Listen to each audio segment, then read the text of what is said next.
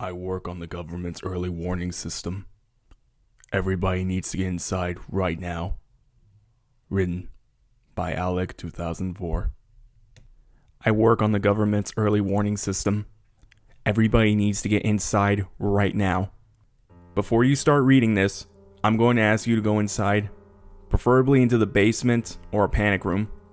Even better if you have your own doomsday bunker, but I'm assuming most of you do not. I'm sure you won't, but don't worry about me.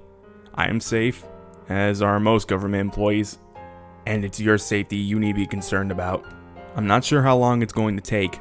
Assuming everything goes to plan, you'll be getting one of those alerts on your phone in an hour. I wasn't on the team that designed them, so I don't know exactly what they'll look like, but it's probably similar to the false missile in Hawaii a few years back.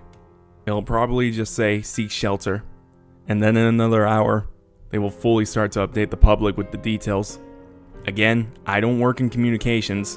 My job is more based around identifying threats, I guess you could say. My official title is actually National Risk Assessment Advisor, which is lucky for everyone reading this because I can fill you in on what's actually going to happen over the next few days. As I said, in an hour, you'll get the official alert. I say official, but I bet there will be a million leaks, like the one you're reading right now. It doesn't matter. What matters is why. I'll start by saying no, it's not North Korea, or Russia, or China, or Iran, or any other rogue state launching their nukes. No, it's not the coronavirus, or some sort of World War Z type stuff.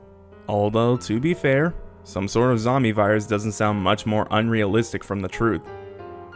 Ever since we as a species first came up with the idea that there could be extraterrestrial life, we've tried to initiate contact.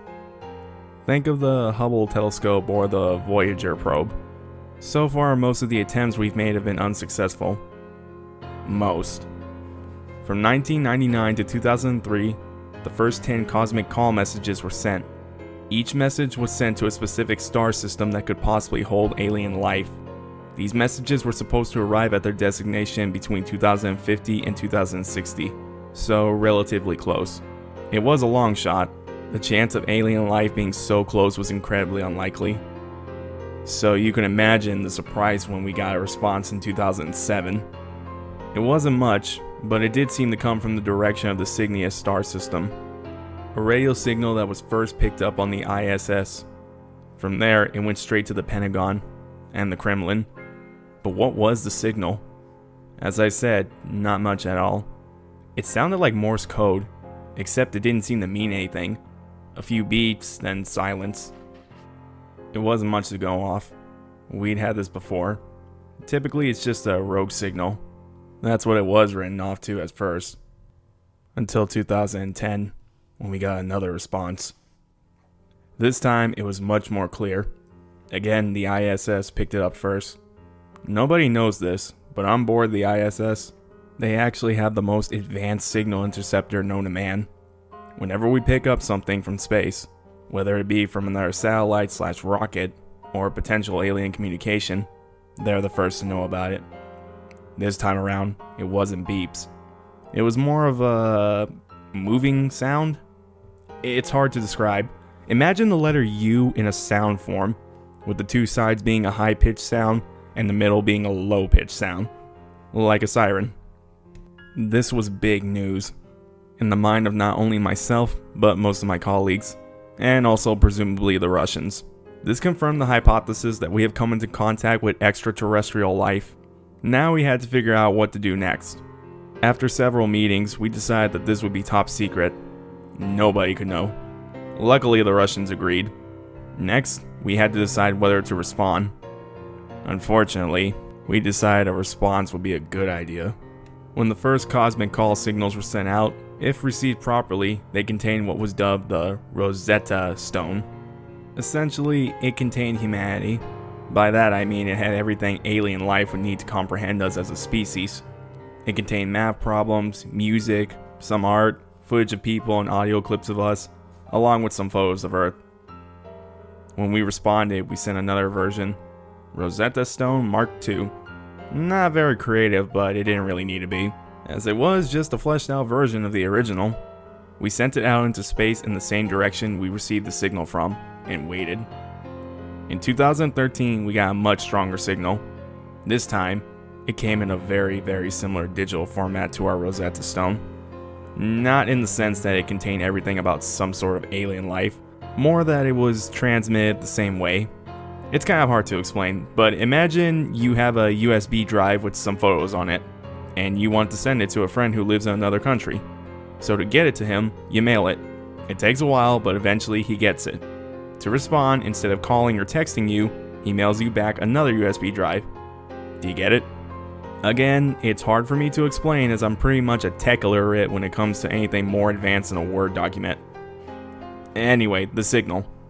This time, it was a photo. It was grainy and took a few weeks to touch up, but it seemed to show some sort of shuttle. It looked very similar to our NASA space shuttles, except much, much larger. It showed it just above the ground, presumably having just took off from some sort of runway.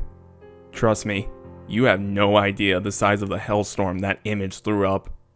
I don't think I left the Pentagon for a month. This time, we decided not to respond.